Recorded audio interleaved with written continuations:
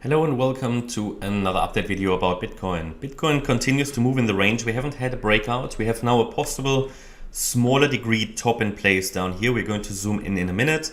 Overall, we still have the situation that this can count as a wave 2 here to the downside, and I currently label it as an A, B, C structure. Looked at the entire chart again, and I'm going with this at the moment. But obviously, I thought to myself, how could we make it work to allow for more downside on the Bitcoin chart? Because Ethereum still has room to go. And I had an idea that I want to share with you. So at the moment, it suggests that we came down in an A wave. This is a B wave triangle, and we're coming down in a C wave. A C wave is a 5-wave move. And in this 5-wave move, we, as per this count, completed already a wave 1, a wave 2, a wave 3, maybe the wave 4, even though it's not following through yet to the downside, and a wave 5 to come. And that could theoretically end the C wave. Now, another way of looking at it, and we of course don't know, right? But the thing is, Bitcoin can use the entire yellow box all the way down to 22K in order to finish its correction. The thing is, it's close, but we're not there yet in terms of the daily RSI. So the daily RSI is not yet oversold. On the 10th of March here, it was oversold. Price is still quite far away from the 10th of March, which is good. The RSI is getting closer to oversold, but we're not there yet. And I think just the wave 5 will not do the trick. At least if we had it oversold, we would have a substantial low in place, which would be common for a wave 2. So I'm watching for ideally that oversold range to be reached. It's just that with that one wave 5 down, it's probably not going to do it. However, what could be, and this is just another way of looking at it, it is possible to view this not as an ABC, but as a W, X wave triangle, and then the Y wave down. And that in the Y wave, this here, the 5-wave move, is only an A wave. We are going to do a B wave afterwards. That would again, catch out so many people, and then we could get the C wave down. That's a possibility, which means, I'm not telling you that will happen, but after we make that one more low in the wave 5, if we get it, which is my current expectation, then we need to be watching for a clear impulse to the upside. If we don't get an impulse, it's probably a B wave, okay? I'll probably track an impulse to the upside and have an alternative B wave. So ideally what we want to see after this low is a 5-wave move, but I will label it alternatively as ABC in a larger B wave or something. It won't go that high.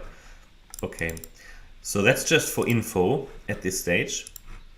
Now let's go to the 30-minute chart. Let's zoom in a bit because not too much happened. Yeah, we're still waiting for the breakout of the range to the downside. Current primary expectation would for it to follow through to the downside. I've got resistance here because the idea is that we completed in this C wave a 1, 2, 3. We're now in the 4 or completed it. At the moment it looks like we're still in the 4, and then a 5 down. We've got that resistance here which goes up all the way to 28,220. And as long as we're holding that, the expectation is for it to go down lower. What happens if we break above that resistance? Well, then we basically have the option that the B wave isn't finished. So we have two scenarios, either go down straight away or complete here the B wave and extend it. It could be an extended triangle, or we could get a higher B wave. So that means any breakout to the upside would not immediately be seen as bullish.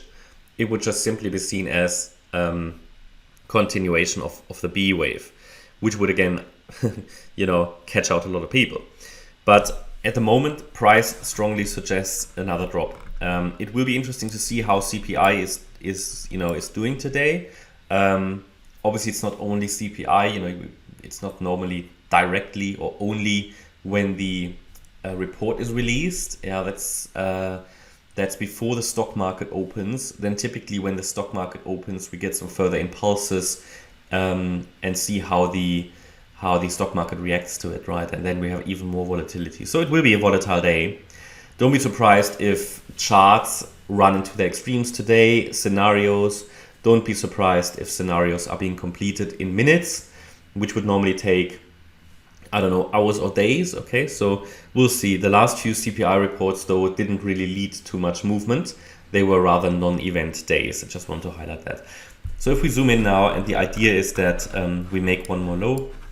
The idea is here that there could be a top in place, but again, now, even though it looked like half an hour ago it would follow through, it sort of isn't. This also again looks corrective on the way down, so it might get an extended WXY correction. It certainly can be counted as complete. We have 3 waves up. It's just that it doesn't clearly suggest yet it wants to break down. It would need to break, as a first indication, would need to break below the X wave low at 27,380, and next strong support, in my opinion, will be down here at the 38.2 fib retracement, and that is at 26,640. And yeah, besides that, there is not too much more to add. So what we need to watch out for is further downside in a 5th wave. That's the primary count at the moment, in a 5th wave of a C wave, as long as we stay below 28,220. Below that, Elliott Wave tells us we need to change our view and need to watch for a B wave, a higher B wave. That could first of all extend the triangle, and I will make you aware if we get a higher B wave.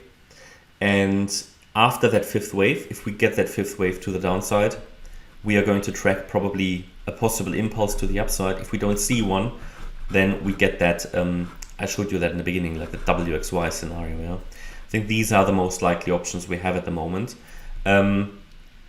Before someone asks, is a direct breakout possible to the upside, like in the 3rd wave rally straight away? Yes, I just think it's very hard to be bullish at the moment with this price structure. But yes, of course, everything is possible, but we're tracking what's likely.